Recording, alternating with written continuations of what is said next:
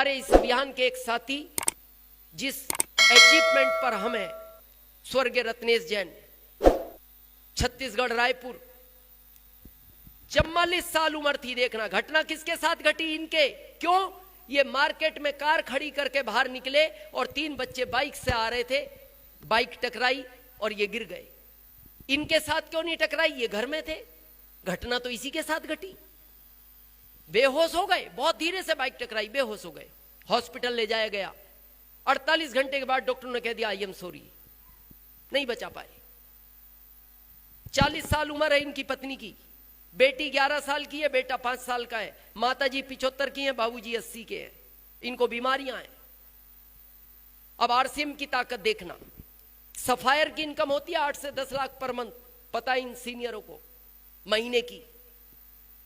जैसे ये इस दुनिया से गए, 1 महीने बाद आरसीएम का फोन आता है सुबा जैन को। सुबा जैन नाम है उनकी पत्नी का। मैडम, बहुत दुख के साथ ये सूचित किया जाता है कि इस अभियान का एक बहुत बड़ा सिपाही हमने खो दिया, लेकिन आप परेशान मत होना, आरसीएम परिवार आपके साथ है। आप अपना ध्यान रखो, अपने बच्चों का ध्यान रखो, अपने माता पिता का ध्यान रखो। और आखिरी में एक लाइन बोली कि मैडम, हमने फोन आपको इसलिए किया है क्योंकि ये वाला पद खाली हो गया, क्योंकि यह स्वर्गीय रत्नेश जैन जी थे, अब वो इस दुनिया में नहीं है। तो आपके परिवार से आप कंपनी को पेपर मेल कर दो, क्योंकि अगले महीने इस पद पर हम आपको बैठाएंगे। और अगले महीने सुबा जैन को सफायर घोषित कर दिया कंपनी ने। आज सुबा जैन आरसीएम अभियान की सफायर है, जिनकी इनकम 8 से 10 लाख है। इनका बेटा है 5 साल का। शायद उनकी यहां कभी फिजिकल मीटिंग नहीं हुई होगी। पता है क्यों नहीं हुई? ये बच्चा जाने नहीं देता था। ये पहला बच्चा था जो मां से ज्यादा पिता को प्यार करता था। मां को प्यार नहीं करता था वो ज्यादा, पिता को बहुत प्यार करता था। सफायर वो उसके जन्म के पहले बन गए, इसीलिए जैसी वो घर से निकलते थे ना आरसीएम के लिए, ये दोनों पैर पकड़ के रोता था बहुत, और एक ही बात बोलता था, पापा मेरे को छोड़कर नहीं जाओगे आप, आरसीएम छोड़ दो पापा, मेरे को नहीं छोड़ोगे आप। और आरसीएम करना है मम्मी करेगी ना पापा, आप नहीं जाओगे मेरे को छोड़ के, मैं आपके बगैर नहीं रह सकता पापा। और जब वो पैर पकड़ लेता था तो वो फोन पे बोलते थे, आज की मीटिंग तुम मैनेज कर लेना, बच्चा आने नहीं दे रहा, नहीं जाने देता था। वो बहुत प्यार करता था। अभी इस बच्चे को नहीं पता कि उसके पापा इस दुनिया में है या नहीं है, अभी भी नहीं, उसको बताया नहीं गया, क्योंकि कहीं सदमे में ना चला जाए। 5 साल का बच्चा है। जब रात को उनका पार्थिव शरीर घर लाया गया, तो हमारे यहाँ रात को अंतिम संस्कार नहीं होता हमारे यहाँ, तो जब वो लेटे हुए थे, ये बार बार देख के अपनी मम्मी को बोलता था, पापा ने ऐसा क्या खाया मम्मी आज? ये बोलते नहीं, मेरे से आज क्यों नहीं बात कर रहे, मैंने तो ऐसा कुछ नहीं बोला, मेरे से क्यों नाराज है, कब उठेंगे मम्मी? क्या कहे मां? लगा कहीं सदमे में ना चला जाए, इसको अलग शिफ्ट कर दिया गया। अभी भी इस बच्चे को नहीं पता, अभी भी नहीं पता। जब आपको अचीवमेंट मिलता है ना आरसीएम में, बहुत सारी आपकी तस्वीरें लगती हैं। आखिरी तस्वीर जब उनकी माला वाली लगी ना, आप पूछो वो माँ कितना सीना पक्का करती होगी उस समय। आज भी वो पूछता है, माँ ये सम्मान पापा को कब मिला था? क्या बताए वो कब मिला था, ये आखिरी सम्मान है। वो आज भी पूछता है, पापा घर क्यों नहीं आ रहे माँ? वो बोलती है, बेटा आरसीएम की बहुत दूर मीटिंग करने गए हैं, आएंगे, जल्दी आएंगे। क्या बताए वो माँ? रोज 2 बार पूछता है, मम्मी फोन आया पापा का? क्या सीना पक्का करती होगी माँ उस समय, जब वो रोज जिक्र करता होगा। अभी एनिवर्सरी में मिला था, हमसे पूछ रहा था, दिनेश सर मेरे पापा आपको कहीं मीटिंग में मिलते हैं क्या? हमने कहा बेटा आएंगे, जल्दी आएंगे, विचार करो। हम उस बात के साथ बात को खत्म कर रहे हैं जहां शायद आपके हर प्रश्न का उत्तर मिल जाएगा, जिसके लिए ये आरसीएम बना है। ये 2 ही चीजों पे काम करता है, पैसिव इनकम और सिक्योर्ड इनकम। ये सबसे इंपॉर्टेंट पार्ट है इस अभियान का। थोड़ा आज समझें। आपकी फैमिली, भारत सरकार जिसको सबसे छोटा परिवार मानती है, पत्नी, 2 बच्चे, बूढ़े मां बाप, भारत सरकार इसको सबसे छोटा परिवार मानती है। ये आदमी खुश है तो ये परिवार खुश है। जिस दिन ये आदमी उदास हो जाता है, ये परिवार उदास हो जाता है। जब तक ये आदमी भाग रहा है, इस परिवार में खुशियां आ रही हैं। जिस दिन ये आदमी रुक जाएगा, इस परिवार की खुशियां खत्म हो जाएंगी। और इसको पता है, हम बड़ा लाइटली मान बैठे। इसको हम पता है क्या मानते, ये एक सिस्टम है। दादाजी की शादी हुई, पिताजी आ गए, पिताजी की हुई, हम आ गए, हमारी हुई, हमारे बच्चे आ गए, उनकी हुई, उनके बच्चे आ गए। ये सिस्टम नहीं है, ये बहुत जिम्मेदारी का काम है। थोड़ा समझा आज इस जिम्मेदारी को, समझे? आपके घर में बच्चा है, 2 साल, 5 साल, 8, 10, 12, 14, 16, 18, 20, 22 है। कोई आपसे आकर कहे ये बच्चा मेरे को दे दो, सिमरई वालों नहीं दोगे? अच्छा, क्यों नहीं दोगे? आपका अपना है, आपको डाउट है कोई? हाँ, कंफ्यूजन मत करना, वो आपका ही है, हमें भी पता है और आपको भी पता है। ना देने के 3 कारण हैं, ध्यान से सुनना। पहला, जिसको आप जानते नहीं कैसे दे दोगे बच्चा। दूसरा, वो आपके जैसा पालन पोषण करेगा, ये क्या गारंटी है।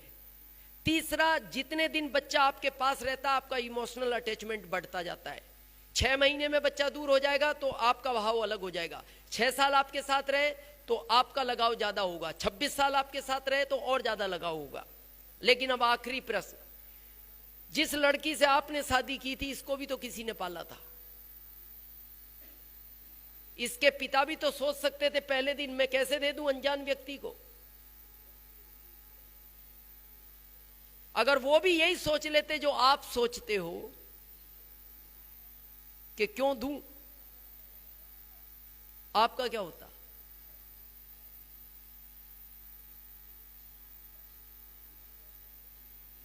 क्या होता? कुआरे नहीं, आप होते ही नहीं, क्योंकि आपकी मदर को भी तो कोई नहीं देता, वो तो सिलसिला ही चलता। होते नहीं, पर क्यों दी वो लड़की आपको? उनके पिता ने, उनको ये विश्वास था ये मेरे से ज्यादा अच्छा पालेगा। और जिंदगी में ध्यान रखना, अगर कोई आप पर विश्वास करता है तो उसका विश्वासघात नहीं करना चाहिए। अगर पिता ने विश्वास करके दिए मेरे से अच्छा पालेगा, तो आपकी जिम्मेदारी बनती है, इसको कार चाहिए दिलाओ, ये आपका फर्ज है। इसको बंगला चाहिए बनवाओ, ये आपकी जिम्मेदारी है। अब हम क्या करते हैं? क्या करें क्या करें, महंगाई बहुत है। अरे क्या करें, शादी क्यों करी? और क्या नहीं करें, ये करना, ये कर, और क्या करें? यहां एक घर की बात करते हो, ये 6 घर बनवाने की ताकत रखता है। अभी हमारी पत्नी 6ठा घर बना रही है। यहां एक कार की बात करते हो, ये 16 कार दिलाने की ताकत रखता है। अभी पत्नी ने हमारी 16वीं कार ली है। क्या करें? जब क्यों नहीं सोचा? क्या करें जब करनी थी तो मना कर देते, मैं जिम्मेदारी नहीं उठा सकता। और ये पुरुष वर्ग बहुत ध्यान से सुनना, जिस घर में पत्नी की आंख से आंसू गिरता है पति की वजह से, उस घर में कभी लक्ष्मी निवास नहीं करती, उस घर से लक्ष्मी आउट हो जाती है। ये याद रखना, पत्नी की आंख से कभी भी आपकी वजह से आंसू नहीं गिरना चाहिए। अगर उसको कार चाहिए दिलाओ, फर्ज है आपका। उसको बंगला बनाना है बनवाओ, ये जिम्मेदारी है आपकी। और आप कहते हो कोई रास्ता नहीं है, तो सबसे बड़ा रास्ता है दुनिया का आपके पास, जिसका नाम RCM है। क्यों नहीं है? दूसरी जिम्मेदारी, जिन बच्चों को इस दुनिया में लाए हो, 4 पाल सकते थे 4 लाने थे, 2 पाल सकते थे 2 लाने थे, 1 पाल सकते थे 1 लाना था, नहीं पाल सकते थे नहीं लाना था। ये आपके हाथ का कंट्रोल था। और अब लोग पता क्या बोलते हैं, क्या करें क्या करें, महंगाई बहुत है, फीस कौन भरेगा? अरे फीस नहीं भरेगा, घर में इनको क्यों भरा है? ये आसमान से गिर गए इधर। हमारे एक ही बच्चा है, तो कई बार सफर में लोग पूछ लेते हैं। उस दिन दिल्ली एयरपोर्ट पे हमसे एक बैठे हुए पूछ रहे, और सर परिवार में कौन कौन है? हमने कहा एक बेटा है, एक ही बेटा। हाँ, हमने कहा एक ही बेटा है, एक ही पत्नी है और एक हम है। बोले एक ही क्यों? हमने कहा एक है, एक ही है।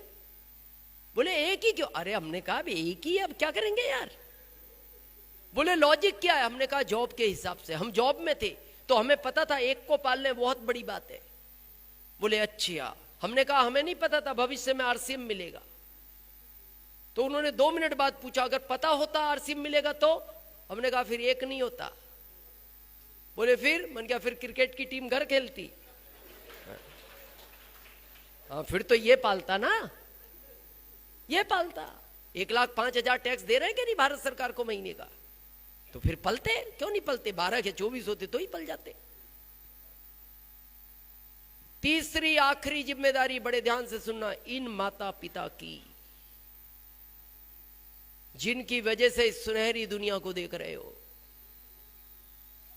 एक काम ध्यान से सुनना सिमरई वालों, सब कुछ छोड़ देना, मां को कभी मत छोड़ना। सब छोड़ देना। ये पछतावा आज नहीं होता, जिस दिन मां इस दुनिया में नहीं रहेगी आप उसकी पूर्ति नहीं कर सकते। और आप अपने दिल पे हाथ रख के खुद सोच लेना, हम कहेंगे नहीं स्टेज से। 24 घंटे में 10 घंटे कितने लोग अपनी मां के साथ रहते हैं आज? 24 घंटे में 10 घंटे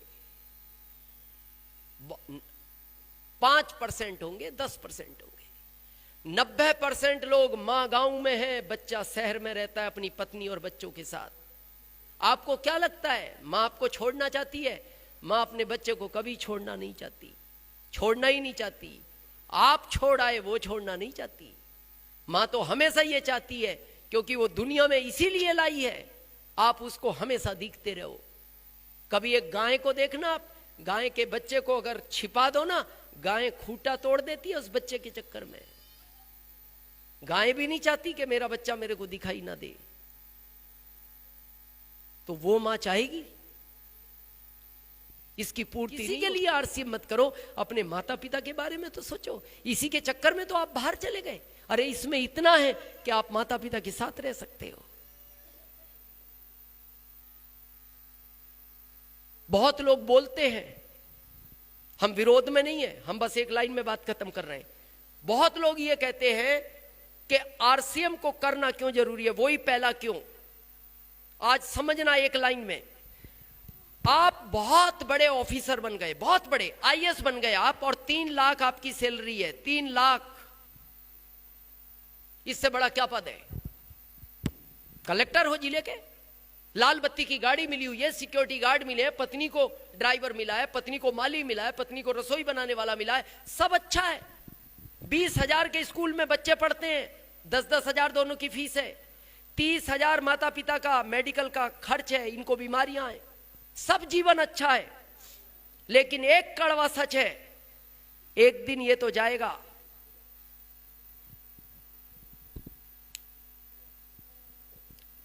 हमारे यहां जब सब यात्रा निकलती है, कौन सी यात्रा अच्छी है? जिसमें बेटा पिता को कंधा देता है, वो यात्रा अच्छी है।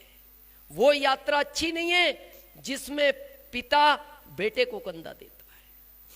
और आप भारत में देखो, ये यात्राएं ज्यादा निकलती है जिसमें पिता बेटे को कंधा देता है। जब आप सुनते हो बॉर्डर पे इतने जवान शहीद हो गए, और जब उनको गांव लाया जाता है, ये पिता है, बेटा नहीं रहा। ये घटना इसके साथ क्यों होती है? क्योंकि रोड पे ये दौड़ता है, बाइक इसी की टकराएगी, कार इसी की टकराएगी, ट्रेन इसी की टकराएगी, फ्लाइट में आग इसी के लगेगा। ये तो घर में सब सुरक्षित है। यही तो दुख का कारण है कि घटना इसके साथ घटी। चलो घट गई, ये आईएएस था, घट गई, पद खाली हो गया, आईएएस का पद खाली हो गया। इस परिवार में से इस पद पे किसको बैठाया जाएगा? क्यों नहीं बैठाया जाएगा? फिर हम किस बात का सीना चौड़ा करके मार्केट में घूम रहे हैं? मैं इतना बड़ा पढ़ा लिखा हूं, मैं ये प्रोफेसर हूं, मैं इंजीनियर हूं। अरे क्यों नहीं बैठाया जाएगा? चलो नहीं बैठाया जाएगा, माता पिता बूढ़े हो गए, बच्चे छोटे हैं, पत्नी अनपढ़ है, नहीं बैठाया जाएगा, ठीक है मत बैठाओ। ये 3 लाख तो आएगा ना इस परिवार को, ये क्यों नहीं आएगा? कैसे पढ़ेंगे ये बच्चे? चलो बच्चे सरकारी में पढ़ लेंगे, इन माता पिता का इलाज कौन करेगा? ये तो बिना इलाज के माता पिता भी मर जाएंगे एक बार।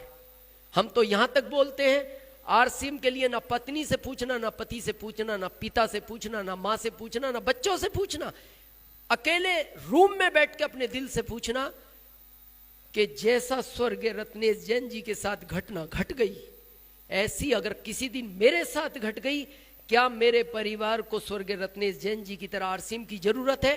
और आपका दिल कहे है तो इसको तेज गति से करना, कभी छोड़ना मत। और आपका दिल कहे नहीं है, आप इसको नहीं करना। आपने हम सबको सुना, हम आपके बहुत बहुत आभारी हैं। बहुत बहुत धन्यवाद।